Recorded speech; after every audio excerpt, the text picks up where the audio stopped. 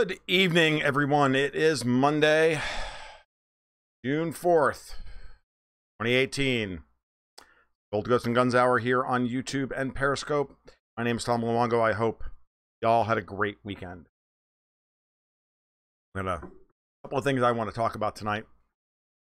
There's a lot going on, but I want to get away from geopolitics just a little bit. We're going to talk about Italy and Germany and all that stuff later, but I want to first talk about what happened today with the Supreme Court and the decision that was handed down over the religious cake baker in Colorado refusing service to the gay couple. It's kind of an important case for a variety of reasons. Now, you all know that I'm a libertarian.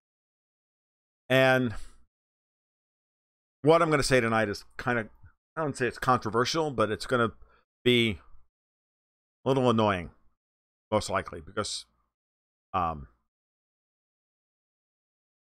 way it is.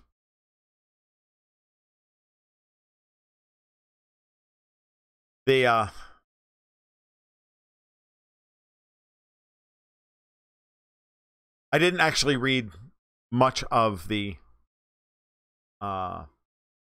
opinion, but it looks to me that what happened, I think they got the right result for the wrong reasons, and the court's really good at that, because I don't think this thing should have ever gone to the Supreme Court in the first place. I think Colorado is wrong for having that law. And I think that's where we need to start. I want to start with why this is a great argument as to why central government sucks and federalism is better. Because the truth of the matter is that Colorado is wrong to have this kind of law on the books. Because common sense and fundamental understanding of property rights tells us that a business has every right to deny service to a person for whatever reason they want. It doesn't matter whether they do it for distasteful reasons or not. You're not going to force people to become better just by forcing them to serve black people or gays or straights or Muslims or anybody else. They are who they are. They have their biases because that's who they are. It doesn't make it right. It just makes it who they are. And if you want to be treated with respect, you have to treat them with respect in order to ever get them to see you as anything other than an invader, an interloper, or this or that, or whatever the epithet of the day is.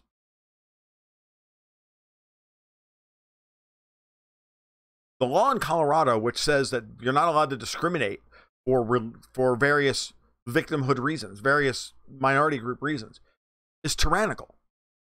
It's wrong. It's on the books. It's a classic example of Colorado state law, Colorado people making a mistake terribly. Oh, freedom of association died with, these are 13 points out, the free association died with the Civil Rights Act. I would disagree. I think freedom of association died the day that Lee surrendered at Appomattox, because that was the day that the federal government took control of the country via the Supremacy Clause. And so the court was able to use the Supremacy Clause to and I'm not even sure, I didn't read the case, so I'm sure that they used either the General Welfare Clause or the Interstate Commerce Clause to justify moving this case into federal court in the first place, because I'm still trying to figure out how this even hits federal law. Because how can you be harmed? You can be harmed under First Amendment reasons? I guess so. But remember that freedom of association comes with it also the guarantee of the right to freedom from association. You have the right to freely not associate with somebody. No, of course most Yankees don't agree that way. That's why I moved to the South.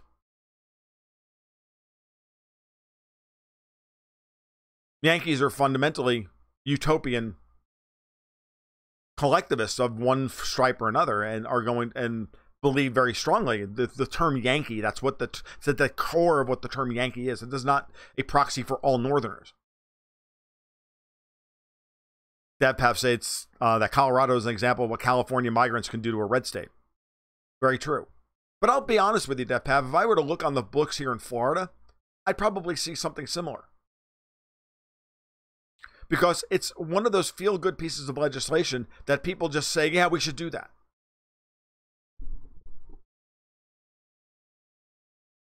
Not thinking about the consequences of it. Not thinking and saying, well, it's unimportant. Well, you're defending the rights of odious people. Yeah, you are defending the rights of odious people. Walter Block's made an entire career over at the Mises Institute writing updates to the book Defending the Undefendable. Saying, look, you know, the pimp and the pusher and all these guys, they serve a very valid societal and market function.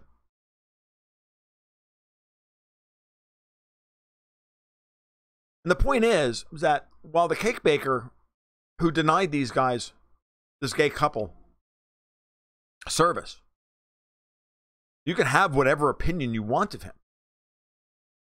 Charitable, uncharitable, respectable, unrespectable, whatever. I don't care. My opinion of our opinions of these people are irrelevant. But if you're going to believe that, if you're going to demand respect from other people for your point of view, you have to respect their point of view, no matter how much you disagree with it. And if you can't figure out a way to rectify your two positions, in this case, his religious objection to a gay couple and their gayness, their homosexuality, that can't be rectified, then they are free on both sides to not associate with each other and these people go find someone else to bake them their damn cake.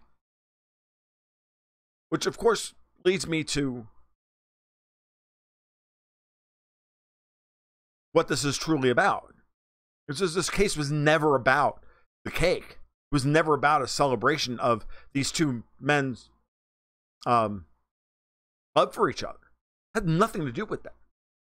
And their desire to celebrate. It had everything to do with politics. So, because in no way, manner, shape, or form under what circumstances would you be so obnoxious as to say, oh no, I want to sue that guy. Why? Because he's the greatest cake baker in all of Colorado? And they wanted nothing less than the best? Or they wanted to stick it to this guy? Or I don't know. The only possible explanation that's even remotely rational is a cynical desire to grind this guy's nose in it. And to put on the books that they're not all that you can't discriminate against a gay couple for religious reasons.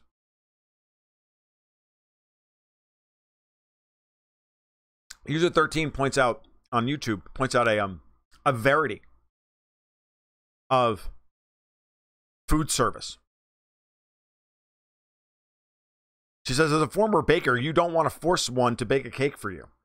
Just like you never want to piss off your waiter until after your food arrives. No matter how bad the server is, not a good idea to voice that displeasure until after your food arrives.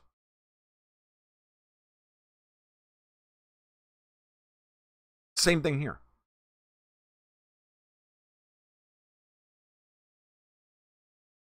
I also want to bring up the point that you'll note that animal rights activists, certainly in England this is happening a lot, animal rights activists never go after McDonald's or a large restaurant chain. They always go after individual butchers who don't have the means to fight back. So they spatter blood all over those people's stores. The same thing here. This is an independent baker. Probably figured he wouldn't, he didn't have the ability to fight the lawsuit. On both sides, they had to get advocacy groups to fight the lawsuit and pay for the lawsuits for them. The fact that this actually got out of the state of Colorado is actually quite offensive. Because they should have never gotten that far. As bad and as odious and as tyrannical as this stupid fucking law is, it shouldn't be a federal issue. Because, like it or not, guys, all of the rules in the federal government are only applicable to the federal government and how it prosecutes its behavior.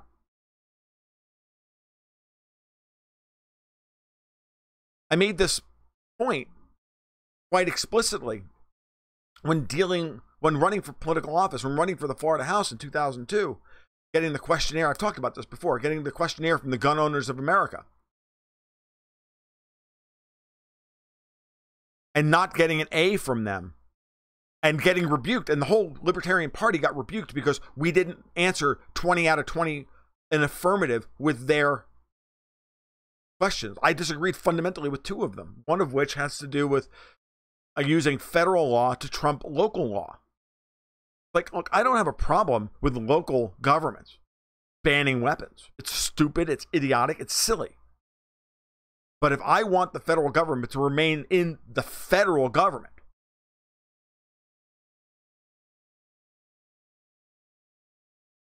then the federal government can't pass any laws restricting gun ownership. Now, I understand that there's, and so now you have to start arguing, the constitutionality of all these things. I want power devolved back to the local level as much as possible. Okay? I don't even want states writing those laws. I want the counties to take power back from the states. I want the cities within the counties to take power back from the counties. Good evening, Real Roger B. How are you?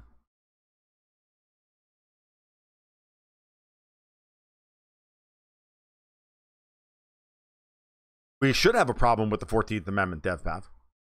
Government shouldn't have a say in marriage either. It's a state issue. Government shouldn't be involved in marriage. It's a contract issue. Marriage is a contract. Hey, man. Oh, Roger's just telling me that he's sorry that he's missed some of the articles since becoming a member of my Patreon, which I appreciate him doing, obviously. Everybody's busy. We all, great to see you here. So,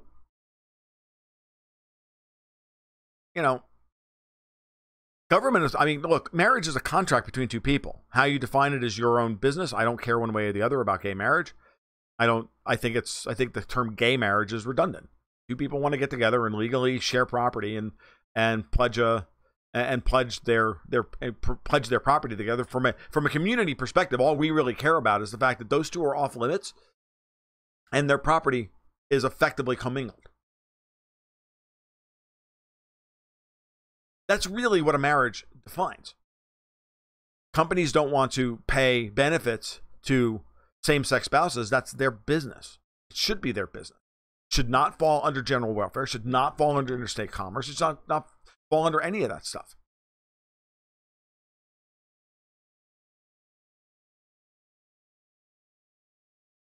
It's, at the end of the day, that's what marriage fundamentally is.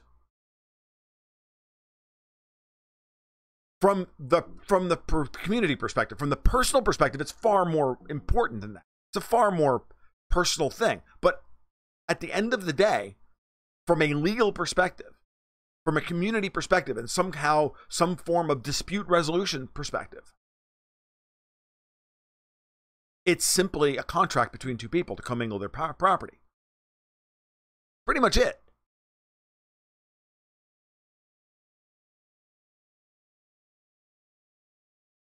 And then there's children. And if it's a heterosexual marriage, then there's children.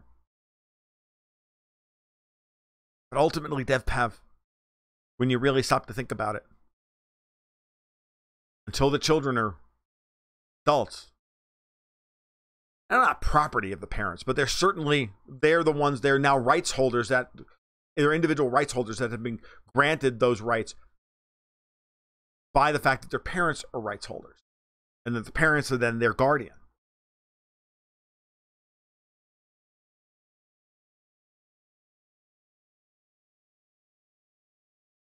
Marriage is designed, obviously, from a biological perspective, to get the mother and the father to stay together to raise the children. The obvious thing, obviously. But from a legal perspective, certainly when it comes down to between two people of the same sex, it is ultimately what it is.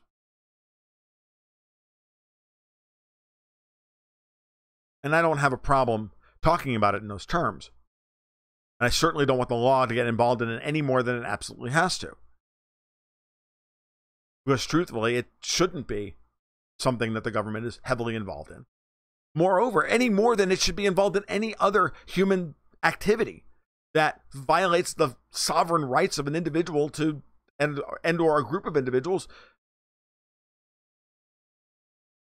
to do what they want, as long as it doesn't harm or violate the rights of somebody else. And the fundamental problem here is that this gay couple wanted to violate the right by demanding this person's time to bake them a cake. And that's fundamentally tyrannical.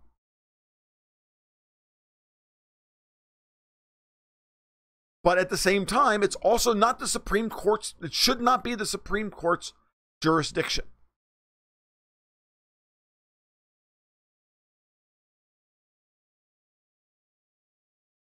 Am I an anarchist or a libertarian? Aren't they the same thing?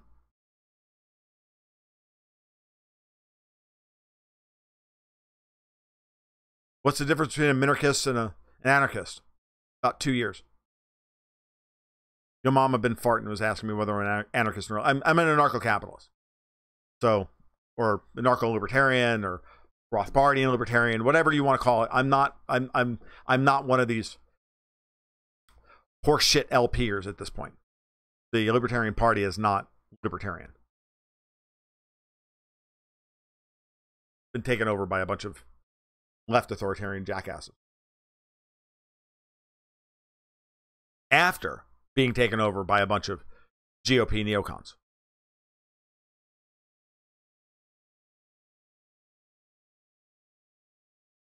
No, libertarians don't believe in a state. Libertarians, with a small l, believe in the non-aggression axiom, with the non-aggression principle, which fundamentally is a statement of anarchism. Because the state doesn't mean we don't believe in law, doesn't mean that we don't believe in community, just means that we don't believe in the state. Because the state is by definition a violation of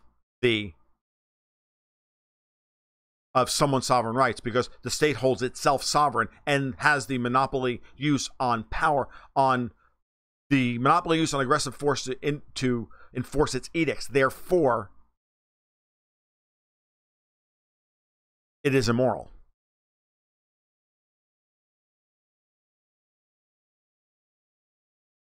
A libertarian fundamentally believes that you do not have you have the sovereign right to do as you will in this life, as long as you do not violate the sovereign rights of another person. The non-aggression axiom states quite explicitly that you can't you cannot initiate force to achieve political or social goals.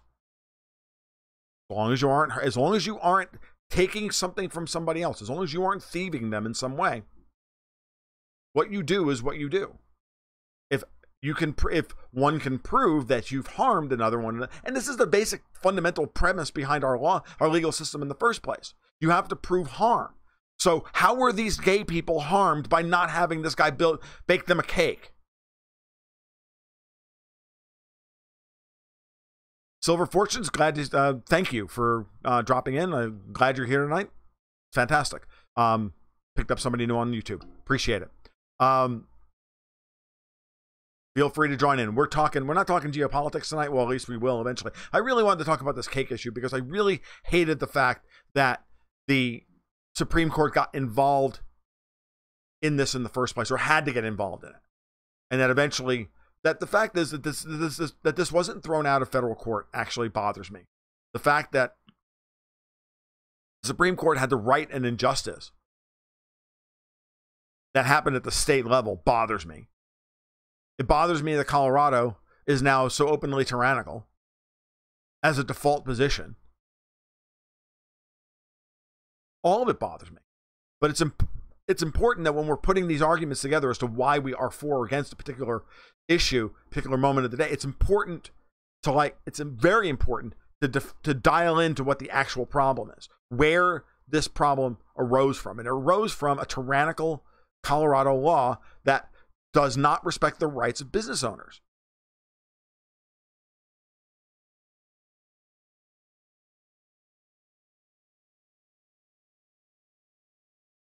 If you have, that'd be fantastic. I'm Gold Goats and Guns on Steemit, Silver Fortune, so maybe we have. So yeah. At the end of the day, and I post all of these as blog posts over on Steam anyway. Tyranny with the weed. Well, that's what libertarianism has become. What the LP's become. It's become a tyrannical party that just wants more weed. The Civil Rights Act, in terms of free association in regards to business, look, again, you don't have the right to force people to serve somebody they do not want to serve. I think it's a dumb business decision. I can tell you this. I never, when I was going to the farmer's market every week and I was selling goat cheese and yogurt and everything else to all manner of people, leftists, rightists, black people, Chinese people, Muslims, Indians, Haitians, you name it. It's a college town. Every ethnicity would come through the farmer's market eventually. It was awesome. It was fantastic. It was very cool. Only one group of people I wouldn't serve. The vegans. Wouldn't serve vegans. I went out of my way to ensure that I made my cheeses with animal rennet, which was anathema to them. And then I was a douche about it. I said, no, I think veganism is a problem, and I think veganism is terrible, and I don't want to serve you people. You're not my customer. But I was very comfortable with saying to people, look, I'm sorry, I can't do X, Y, and Z. You're not my customer. Maybe Greg is. Or you can check with Robin, or you can check with this one, or you can check with that one. Okay?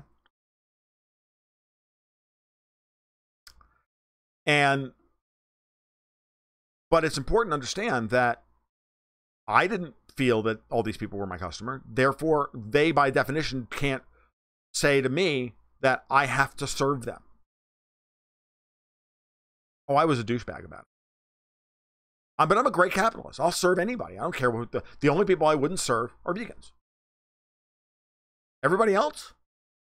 If I had a person come up to me and say, I'm allergic to animal rennet, can you make me a special batch of cheese that just uses vegetable rennet? I would have been like, absolutely. I'd be happy to.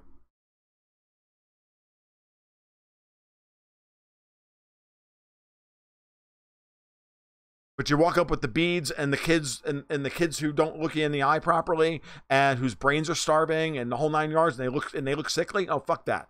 You're a vegan. You're a self-correcting problem. I'm not serving you. I'm very upfront about it. But this is my personal gig, man. It's my personal failing as a human being. I'm very inclusive, except for vegans and Nazis. I don't have much use for Nazis either. Y'all check the last scope. That was kind of fun. I love goat cheese. I mean, that's why I have my own dairy goats. I don't do this anymore. I don't go to the farmer's market anymore. But I still own a couple of dairy goats. I still make yogurt. I still make cheese. I still make kefir. We still make all sorts of stuff. When we have extra milk, we make our own butter because we've got a cream separator. Yada yada yada. I'm okay with my faults. And I think that my faults should be expressed in the marketplace. Now, there are plenty of vegans that walk through the market who had money to buy cheese. And I chose not to serve them.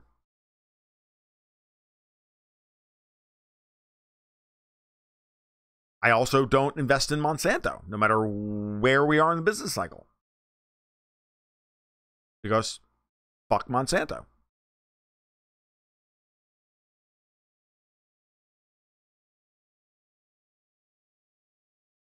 I didn't read the dissent. I didn't read anything about it. I just said at the end of the day, I think that's actually I think that's actually the right response, Maggie, is like, look, this is really silly.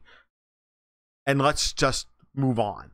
Let's stop trying to create problems where there aren't. And let's stop trying to create precedent within law.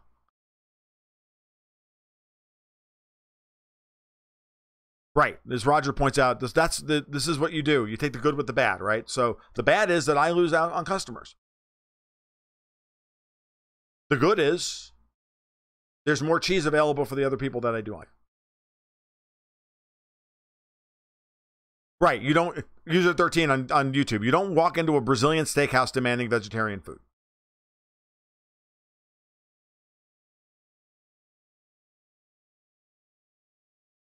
I mean, if they decide to put something on the menu for vegetarians, that's their business. But they're under no compunction to serve you. I mean, to be honest with you, by the same logic that was used to force this baker to bake a cake, one could make the argument that a Hindu could walk into a Brazilian steakhouse in Denver, Colorado, and do the exact same thing and say, you're discriminating against me by not providing me a meal option.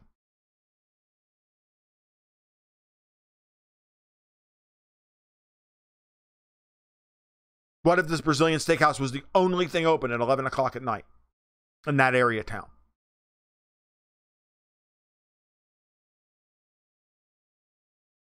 You're discriminating against me on religious grounds. That's what we're talking about here. Is this guy like the only fucking cake baker in all of Denver that these guys had to pull this stuff with? Can you not just get over your embarrassment or your frustration and just go and get somebody else? Because at the end of the day, let's not kid ourselves. This case was not about their day of celebration being harmed by not having that guy's cake at their wedding.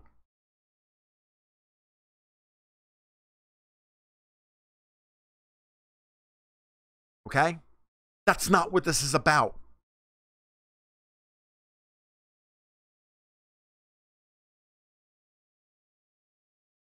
It's sad in the absolute extreme how sad it is.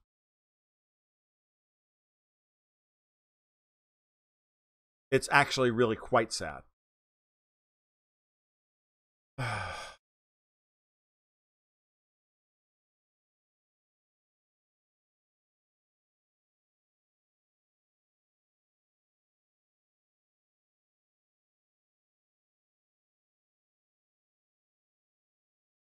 No antitrust issue. No, it's going to be either, I'm dead pat, it had to either be, I think it had to be a general harmed under interstate commerce somehow, or harmed under the general welfare clause. That's the only thing I can think of. Because you have to prove harm. How were they harmed?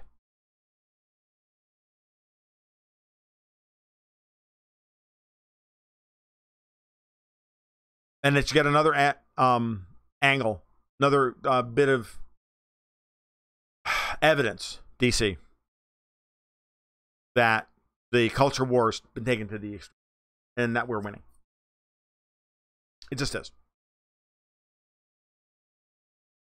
Never forget that we're winning here. It's so easy to remain gaslit and remain upset and angry about the way the time and the energy and the money and everything else is being wasted in service of this, but you have to understand that it's not going to go away gently. It's just going to continue. And so take the victories as they come and enjoy them. It's really important, because if you say gaslit all the time, then you're not having any fun, one. And two, you're eventually going to burn out and start seeing and start becoming just as bad as they are. Again, I keep reminding you guys about, it's a real shame that I'm going to bring this up again. It's a real shame that the new Star Wars film isn't doing well at the box office because of the backlash against The Last Jedi. Guys, I saw a great article that was posted, the review that was posted today on our Slack channel about how all of the quote-unquote SJW bits in Solo were actually complete friggin', could easily be seen as complete friggin' refutation, that they were put in there to be laughed at And if you look at a lot of the hardcore leftist reviewers, I mean, the really hardcore leftist ones, like Salon.com and Film Freak Central and a few others, they were all like, oh my God, this is terrible. It's too on the nose. These characters, it's stupid. Like, get a clue. These freaking jackoffs on these butthurt right-wing SJWs on YouTube should be lining up and watching the movie over and over and over again.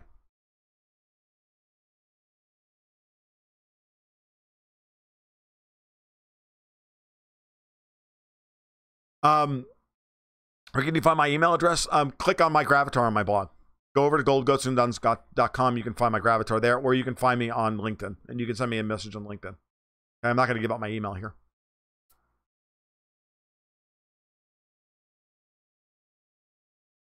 Chainbow Solo was good, and if you really look at like L3, the stupid droid, it's pretty obvious that I don't see I don't see Larry Kasdan as seeing her as a terribly sympathetic character, to be honest with you. SJWs do ruin everything they touch, both from the left side and the right side.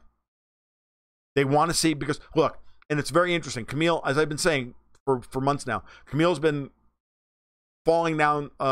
It's been interesting how she's fallen, started with the Jordan Peterson rabbit hole, and then has moved into other areas where now she's reading stuff on brain structure and all of this stuff, and how we perceive things, and how the left brain versus the right brain, and all of this stuff. And it's fascinating when you really stop to look at why it is that the culture war is where it is right now, and why it's a very dangerous thing that's happening on the right just as much as it's happening on the left. That the same kind of intractability, the same kind of intractability that we see in progressive, praised leftist Marxist progressives, we're starting to see on the right as well, in the cult of the orange Jesus. And it's bothering the shit out of me, because now we can't have a rational discussion about Donald Trump on either side.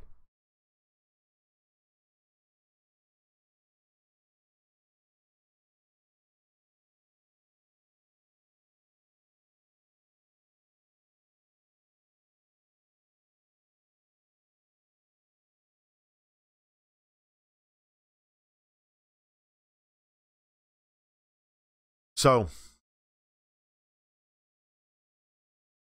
yes, Maggie, you do need to catch up on Star Wars.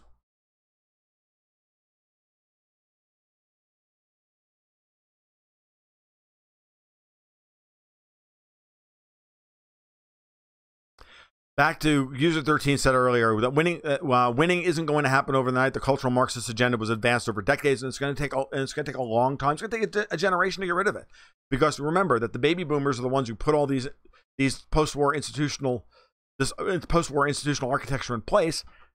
They are not leaving power gracefully. It's going to take some time. Hold on for a second. I got a text and I never get text.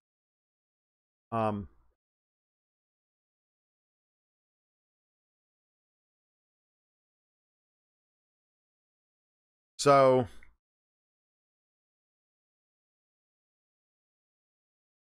yeah.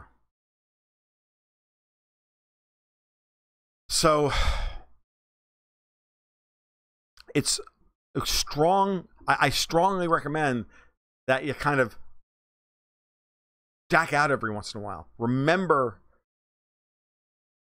that it's important to laugh and it's important to have a good time. Okay?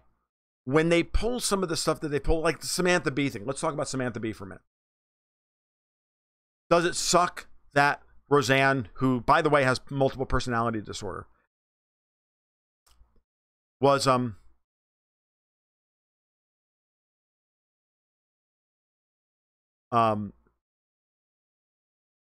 probably 3 hours late with her meds and then went on a tweet storm? Does it suck that she lost her job over it? Yeah. Were they looking for an excuse? Was ABC looking for an excuse to axe her? Of course they were. Again, freedom of association, freedom from association. I'm not telling you what to do, but I haven't watched ABC in years.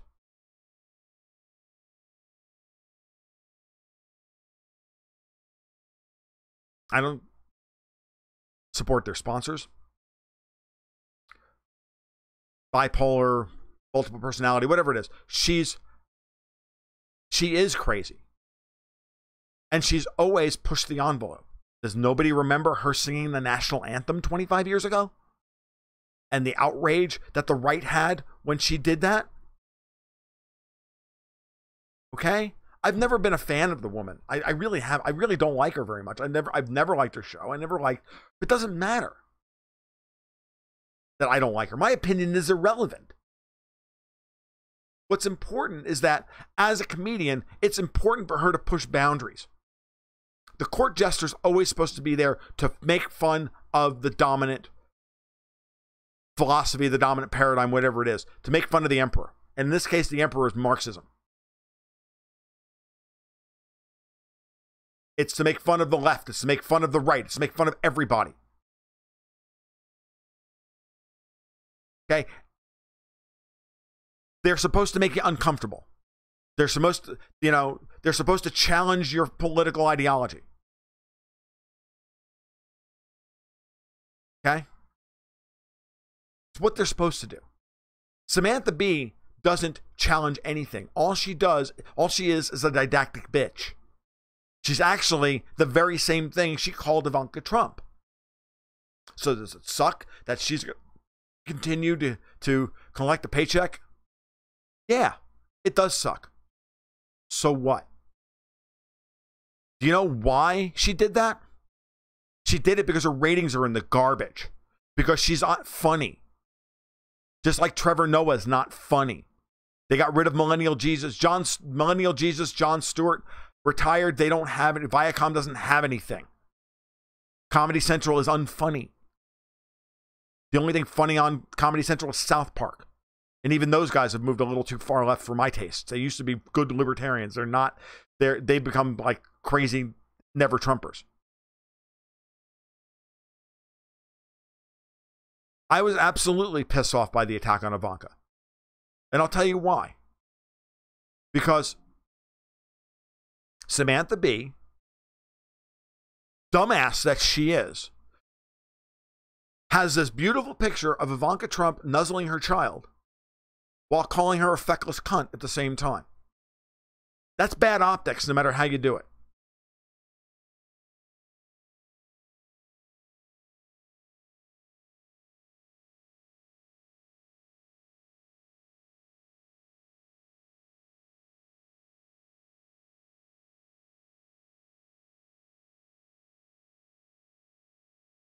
Right. User 13 pulls out. The good political move would have been to defend Roseanne and Samantha Bee, which is exactly what I'm doing, while acknowledging ABC's right to fire one and retain the other. They do. They both have the right to do whatever they want to do. Freedom of and freedom from association. But Roseanne should have been defended for what she said. Oh yeah, and then she put on and then she added put on a low cut dress, whatever you have to do to get your father's attention. The woman's not funny. She's not. She never has been.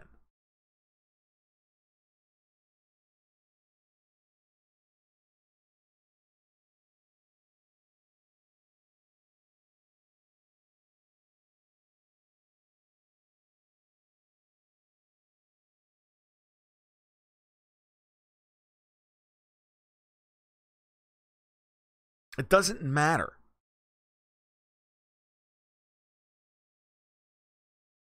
I don't see Samantha Bee, Maggie, going out and rectifying the situation. She makes enough money to deal with it. As opposed to calling Ivanka Trump names on the air and saying government has to deal with the problem. No, you created this fucking problem. You go fix it. Stop bitching about a problem that exists in the society and only using it as a political wedge issue in order to try and win elections and to advance an agenda, and actually go solve some freaking lives, some people's problems. Stop being a bitch. Stop being a feckless, useless piece of shit. Go solve somebody's problem. Go make your community better. shoulder a load.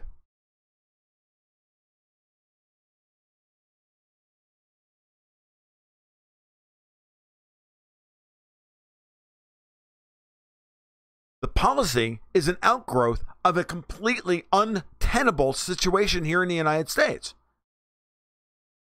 And it has been manipulated through legal means to keep people on dude. I'm not even sure what in particular B was talking about because it doesn't really freaking matter. But all aspects of immigration have been politicized to hell and back again to win elections, to destroy communities, to manipulate the legal system, to manipulate the legal status of these people, to use them for political purposes. Everybody involved in this on both sides, on all sides, are guilty of something.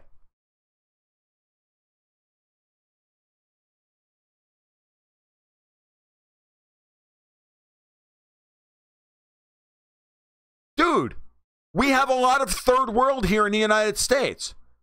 Sorry, Maggie, it's true. Got news for you. You got a whole lot of it over in Europe as well, thanks to Angela Merkel.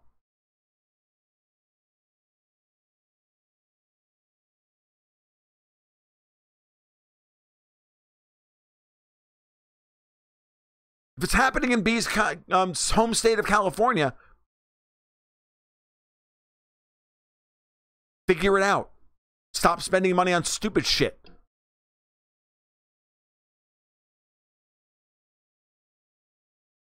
It doesn't matter. It's not, government can't solve any of these, can't solve all these problems. Doesn't matter whether it's right or wrong. Of course it's wrong. It's all of this stuff is wrong.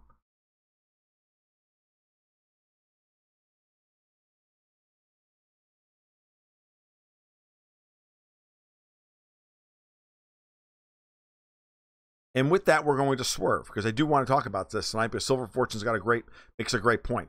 Sorry for changing the subjects, but back onto the topic of the EU. I saw that the ECB's published data on May bond purchases showed they cut back on Italian bonds and bought more German. Yeah, they did it on purpose.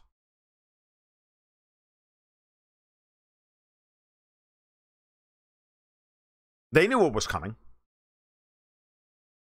They stopped buying Italian bonds completely last week on Monday and Tuesday in order for Italian bond yields to spike to try and scare the Italians into not. No, I know you're not angry with me. It's fine. I know you're frustrated with the situation, Maggie. Believe me, I take it from that perspective. I'm actually quite frustrated with the whole situation. Immigration bothers the shit out of me in every way, manner, shape, or form. Because it's an absolute human tragedy at every level. And those that are trying to use it as a political wedge issue and not solve anything. Samantha Bee, for example, because don't get yourself. She doesn't give a fuck about these people. All she cares about is whether or not she can get another Democrat elected. All she cares about. Her, Amy Poehler, Jon Stewart, all of them. That's all they care about. All they care about.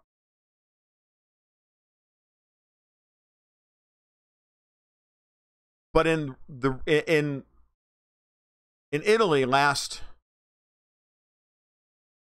week, or the bond markets last week, when Italian bond yields were blowing out,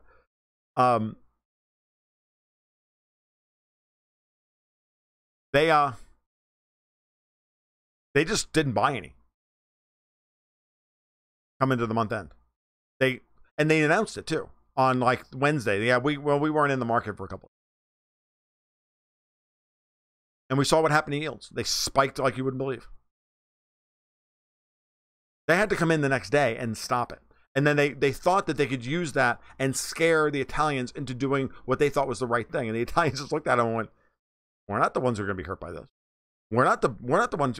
Our banks are already fucked.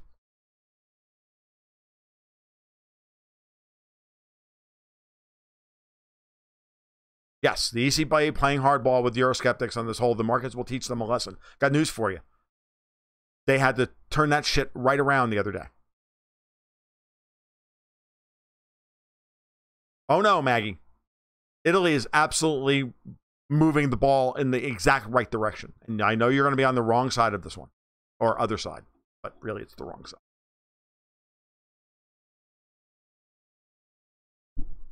The European Union and the Euro is an unfair compact whereby the creditor nations with the higher degree of labor efficiency run an internal trade deficit or trade surplus with the rest of their counterparts within the Eurozone, making sure that there's a structural roll-up of capital from the less competitive nations to the more competitive nations. This is what happens when you have 20 countries under one currency. It's like I always say, all laws are dangerous and stupid because all laws are discriminatory. Because not everybody wants to drive 55 miles an hour. The law that says the speed limit's 55 discriminates against the people who want to do 65 and discriminates against the people who want to do 45. Well, in the case of labor efficiency, €1 at $1.20 gives an advantage to Germans whose labor is worth $1.50, and is a disadvantage to Italians whose labor is only worth $1.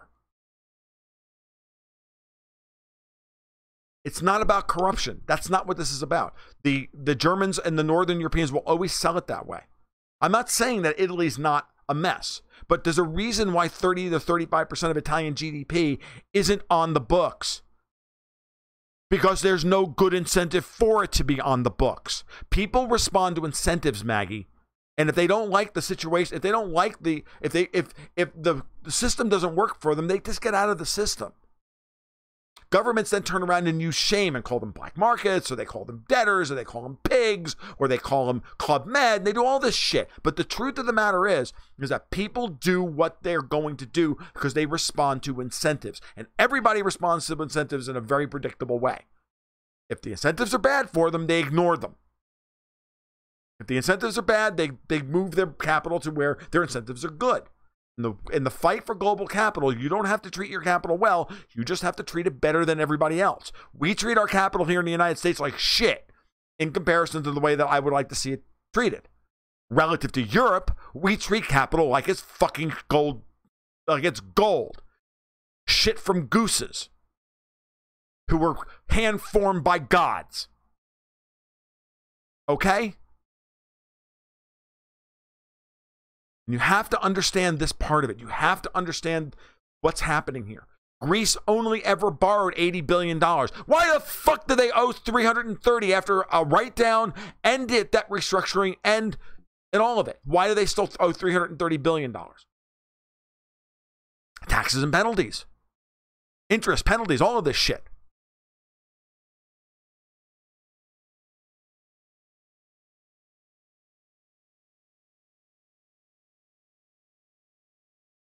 Sometimes my subconscious is better, is good. Sometimes it's good. Is Trump going to use tariff policy to break the EU and punish Germany? Yeah, I think you answered your own question. He's absolutely trying to break Germany. The problem is that, Pav, I'm not sure that he's going to get what he wants out of this.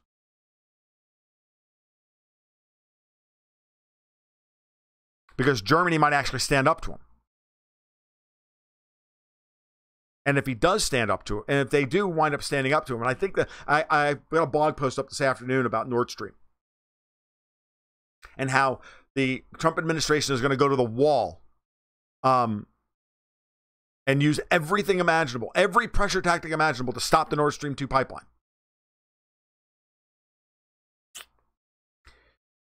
That only reveals the United States' weakness, because we should be able to handle another Russian pipeline into Europe. The fact that we don't think that we can, that we're willing to expend every erg of political capital we've got available to us, treating our supposed allies like dog shit, not golden goose shit. Yes, he knows that. He doesn't care. He's trying to play the pressure game because he knows that. Look, Trump is a mercantilist. He always has been. I've been warning you guys this for 2 years that this shit was coming.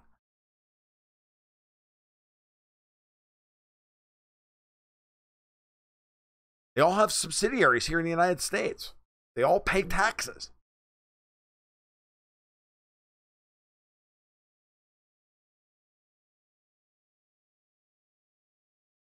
But that's the point of the policy, is to try and get everything he wants. The Italians are going to blow up the Russian sanctions regime, guys. Salvini's out there telling them, pack your bags, shitheads, you're all going back to Africa. I mean, seriously. And then they're going to go into the European Commission, into debt talks with the European Union, and go, we're not taking any, we're not Greece. We're not going to roll over. I mean, look, the guy, do I think Trump is a good negotiator? I think he's a good negotiator with Europeans. I think he's a terrible negotiator with Chinese and Russians, who look at him and go, more.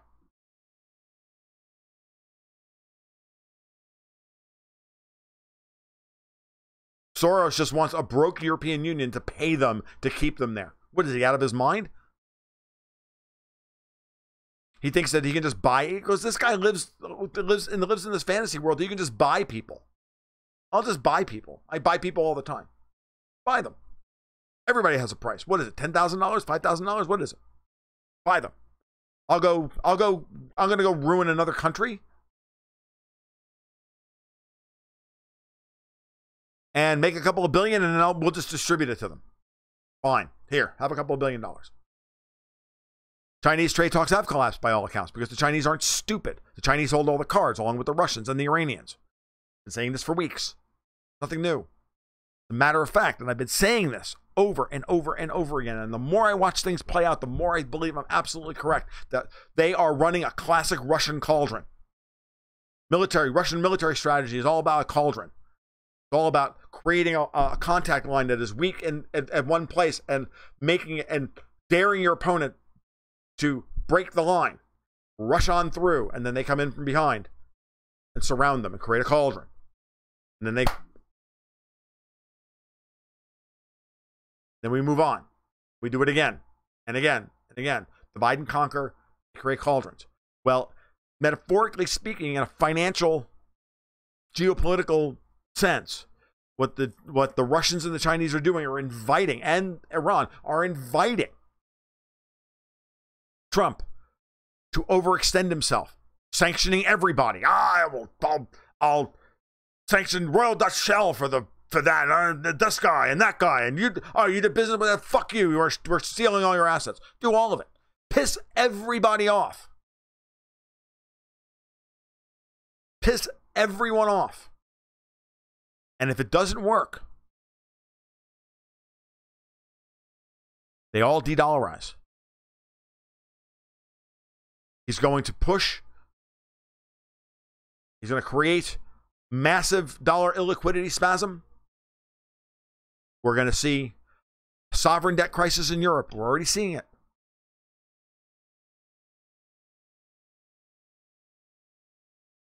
Rockwell's Ghost, you asked me this on Friday. Not important right now. We're seeing a sovereign debt crisis starting to break out in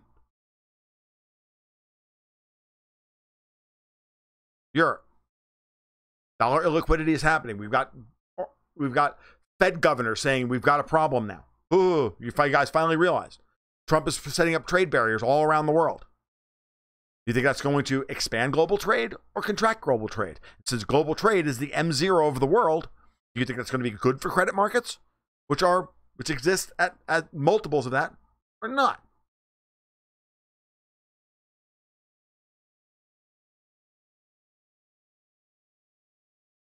Yes, the Nazis are here. Ignore them.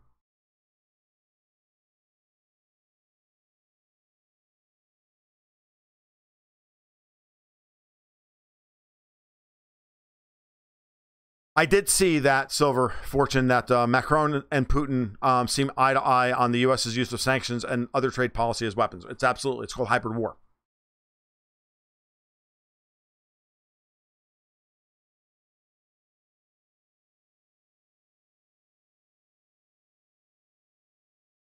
I'm not going to discuss any of that, DevPav, in the presence of Nazis. I'm not doing it. Because I'm not going down there. I'm not going to encourage them.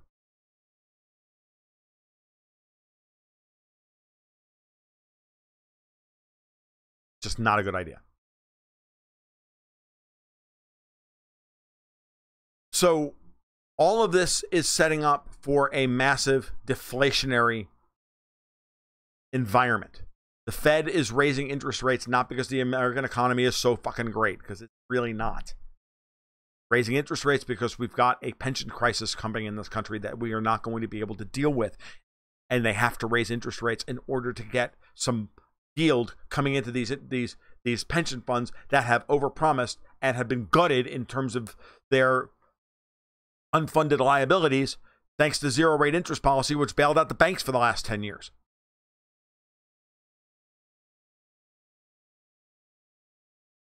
Raising interest rates is putting upward pressure on on European bond yields. It's putting pressure on the ECB to stop its QE program, which it can't do without letting Italy explode. We saw what happened when the ECB stopped buying Italian debt for 2 days.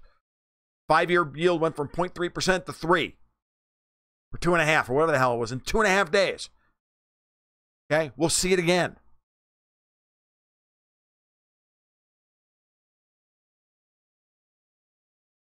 And worse.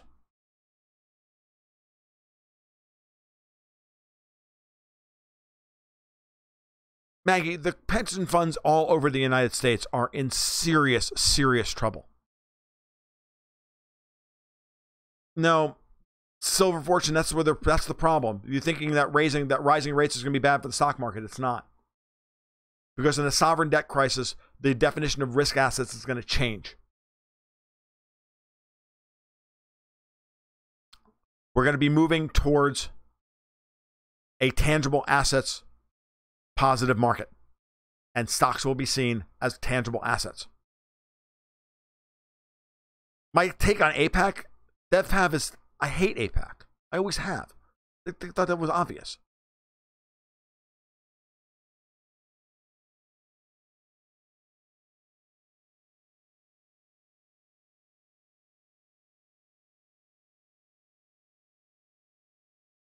Niederheim, pension funds worldwide are in big doo-doo. Yes, they are. They're all screwed up because of zero interest rate policy, which bailed out the banks at the expense of everybody else. The banks should have been allowed to go busto in 2008. They should have not been bailed out. They should have figured this shit out for themselves and been recapitalized, and state banks should have been recapitalized. You watch what's going to happen in Turkey. Okay? You watch what's going to happen in Turkey. Turkey is going to walk away from this in so much better position than anybody is forecasting right now. The same shit that's being said about Turkey right now was said about Russia in 2014, 2015. Don't miss Kentucky. Their pension fund is nearly as bad shape as Illinois. The corporate debt is going to be the issue. Dollar-denominated corporate debt can't be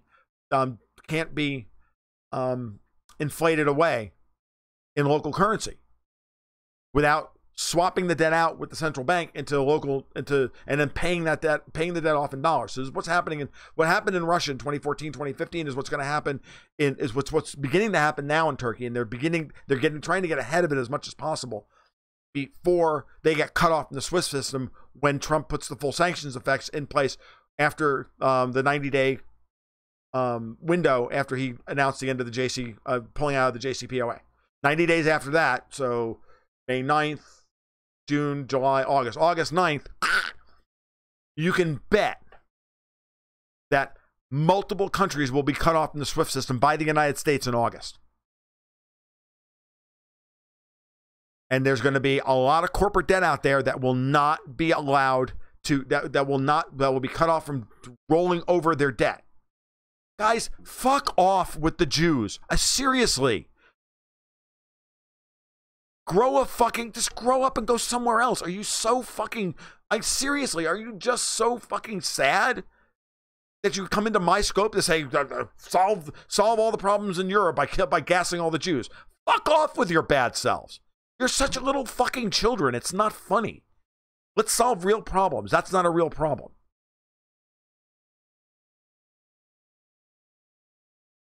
U.S. equities are going to do very, very well in this. And it's not the pension. The pension funds the pension funds may continue to do whatever they're going to do. The Europeans are going to move their money, trillions of dollars, out of European sovereign debt. Investors all around the world are going to pull out of emerging market sovereign debt. Okay? And emerging market corporate debt. Where are they going to go? Where's that money going to go? What markets it's going to flow into? Trillions of dollars. Where's it going to go? These guys are hedge fund managers. They're pension fund managers. Where are they going to put that money? They don't want to rock the boat. They don't want to change. They don't want to see the prices rise. They don't want to move $25 billion in and watch the price double. They have to move slowly into these positions. They have to buy without moving price. It's easy when you're a personal investor to buy $500 or $1,000 worth of stock. You don't move the price. You're a hedge fund manager with billions of dollars, and you got to move $500 million today. You know how hard it is to buy or sell stock, $500 million worth of stock? Do you have any idea how hard that is? You know, when you owe $1,000, it's your problem. When you owe the bank, when you owe $1 trillion, it's the bank's problem. It's the same thing when you're a hedge fund manager. When you're in a position, when you're caught in a bad position, okay, when you're caught in a bad position, you can't just get out of it tomorrow. You know, you can look at Solo's box office receipts and Disney's troubles with this and that, and you may go, I think it was time we lightened up on Disney. It'll take them it'll take a good-sized hedge fund or mutual fund 3 months to get out of their Disney position. How many states with broke pension funds will be tipped over by the SALT deduction repeal? All the ones that start to see a massive exodus of people, which we're already seeing. California, New York, Illinois, New Jersey, Connecticut. What do you see in crypto in all of this? Tangible assets, gold, crypto, commodities, blue chip stocks.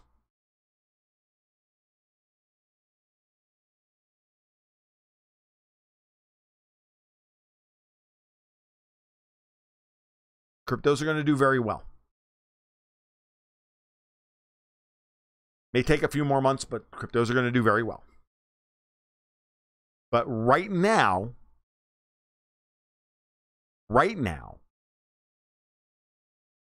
we're in a very tenuous position. A short-term dollar liquidity spasm will see markets go down, see gold drop, the oil drop. Dollar starts to rise. Already starting to rise. Dollar could spike higher. The VIX could spike. But what's not sustainable, if you look at things technically, if you're looking at the markets technically, the Dow and the S&P are setting up for a massive bull run. Gold is setting up for a massive bull run. Even if it drops $150 from here and it retests 1150, it'll spike down and then shoot to the moon. Because what would cause gold to spike to $1,150 after trading between $1,280 and $1,370 for the last year and a half? Supply and demand? We're at the end of the friggin' bear market. Everybody's already talking about how we're not going to have enough gold to supply Russia's appetite in 5 years because the CapEx cycle is so, we're at the end of the where there's no CapEx in exploration and drilling.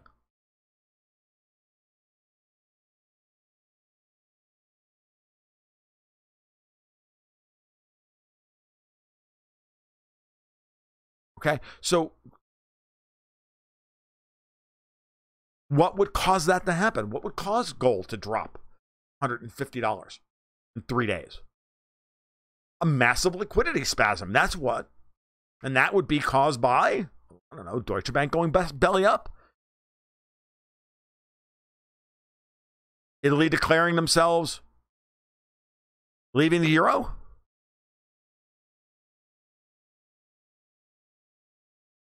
I like silver. I like Bitcoin. I like all of that stuff. Big fan of all of it. Talk about it every month in my newsletter. $12 a month. You can sign up on Patreon. Hey, for you Nazi boys, you can sign up so you can make fun of it. I'm good. I don't give a shit. Happy to have you as my customer. But as long as you're not vegans, I don't care.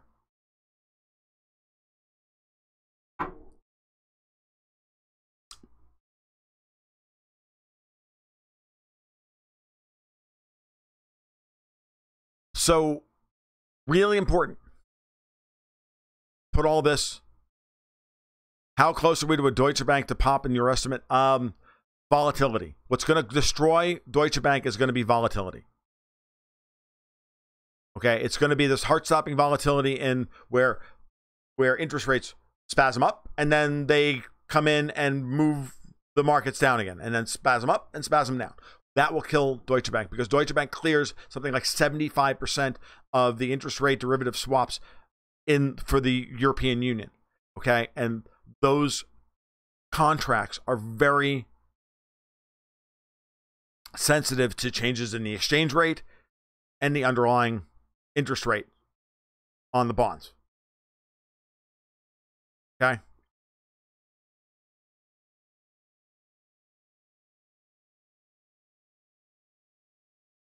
It is what it is. I know the reason why Grinchy's still here. It's because I'm because I'm on Restream and I can't block him.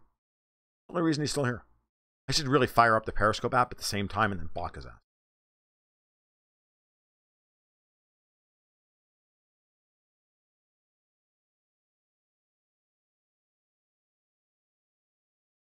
These guys are funny. They don't even understand my position on it. That's the best part about it. All right. Anybody else? Anything else you guys want to talk about before I leave?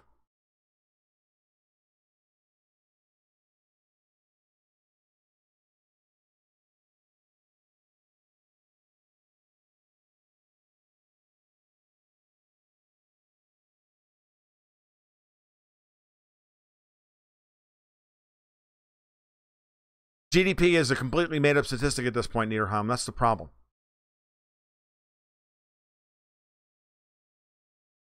When 25% of your GDP comes from government spending,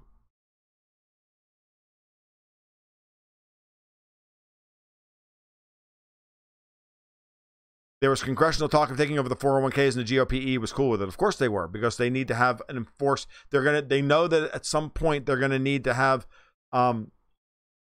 enforced buyers of our debt. And the GOP establishment loves the idea of extending and pretending this for as long as they can. That would be making America into Japan and forcing us to buy our own debt.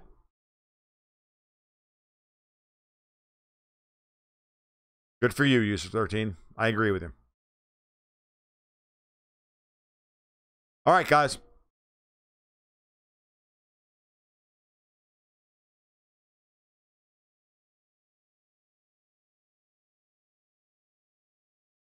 Malapella, if you only understood if you only understood half of what you thought you knew. You guys have a good night.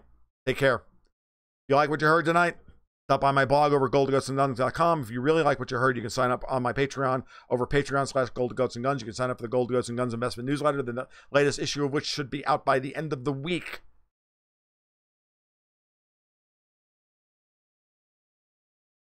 Y'all take care. You have a great night. Except for the Nazis. Keep your stick on the ice.